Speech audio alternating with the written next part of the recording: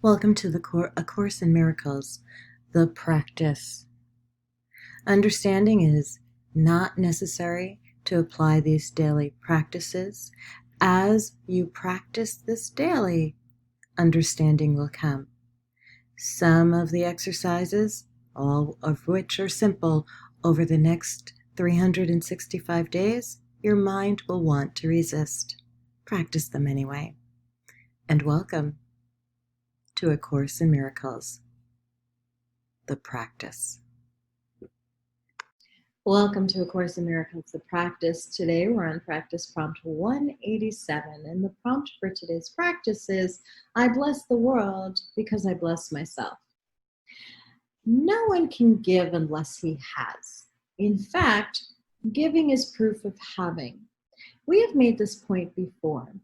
What seems to make it hard to credit is not this. No one can doubt that you must first possess what you would give. It is the second phase on which the world and true perception differ. Having had and given, then the world asserts that you have lost what you possessed. The truth maintains that giving will increase what you possess. How is this possible? For it is sure that if you give a finite thing away, your body's eyes will not perceive it yours. Yet, we have learned that things but represent the thoughts that make them. And you do not lack for proof that when you give ideas away, you strengthen them in your own mind. Perhaps the form in which the thought seems to appear is changed in giving. Yet, it must return to him who gives. Nor can the form it takes be less acceptable. It must be more. Ideas must first belong to you before you can give them. If you are to save the world, you first accept salvation for yourself. But you will not believe that this is done until you see the miracles it brings to everyone you look upon. Herein is the idea of giving clarified and given meaning. Now you can perceive that by your giving is your store increased. Protect all things you value by the act of giving them away, and you are sure that you will never lose them. What you thought you did not have is thereby proven yours, yet value not its form. For this will change and grow unrecognizable in time, however much you try to keep it safe. No form endures. It is the thought behind the form of things that lives unchangeable. Give gladly. You can only gain thereby. The thought remains and grows in strength and as it is reinforced by giving. Thoughts extend as they are shared, for they cannot be lost. There is no giver and receiver in the sense the world conceives of them. There is a giver who retains, another who will give as well. And both must gain in this exchange, for each will have had the thought and form most helpful to him. When he seems to lose is always something he will value less than what will surely be returned to him.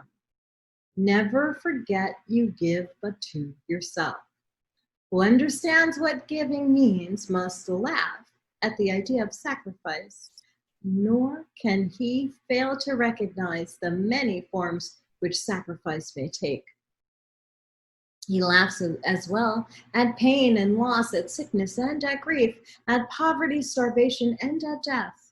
He recognizes sacrifice remains the one idea that stands behind them all, and in his gentle laughter are they healed. Illusion recognized must disappear. Accept not suffering, and you remove the thought of suffering. Your blessing lies on everyone who suffers when you choose to see all suffering at what it is. The thought of sacrifice gives rise to all the forms that suffering appears to take. And sacrifice is an idea so mad that sanity dismisses it at once. Never believe that you can sacrifice. There is no place for sacrifice in what has any value.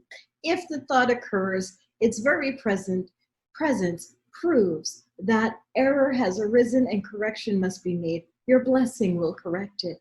Given first to you, it now is yours to give as well.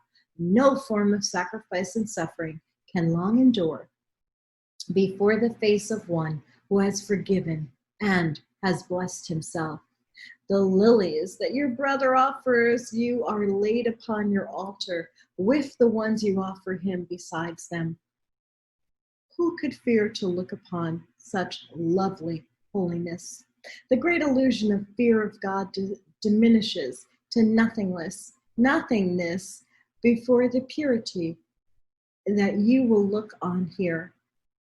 Be not afraid to look. The blessedness you will behold will take away all thought of form and leave instead the perfect gift forever there, forever to increase, forever yours, forever given away. Now are we one in thought, for fear has gone, and here before the altar to one God, one Father, one Creator, and one thought we stand together as one Son of God, not separate from him who is our source, not distant from one brother who is part of our one self, whose innocence has joined us all as one. We stand in blessedness and give as we receive. The name of God is on our lips, and as we look within, we see the purity of heaven shine in our reflection of our Father's love. Now we are blessed, and now we bless the world. What we have looked upon, we would extend, for we would see it everywhere. We would behold it shining with the grace of God in everyone. We would not have it be withheld from anything we look upon. And to ensure this holy sight is ours, we offer it to everything we see. For where we see it, it will be returned to us in form of lilies we can lay upon our altar, making it a home for innocence itself, who dwells in us and offers us his holiness as ours. I'm Keisha Dixon. This has been A Course in Miracles. The practice 187, I bless the world because I bless myself.